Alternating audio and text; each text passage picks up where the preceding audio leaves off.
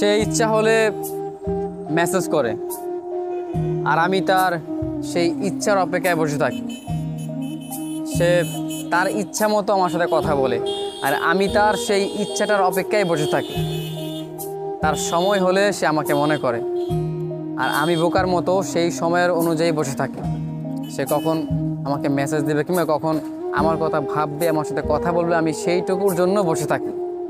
অথচ সে তার প্রয়োজন মতো আমাকে ব্যবহার করছে। যখন আমাকে প্রয়োজন হচ্ছে তখনই সে মেসেজ করছে, তার আগে নয়।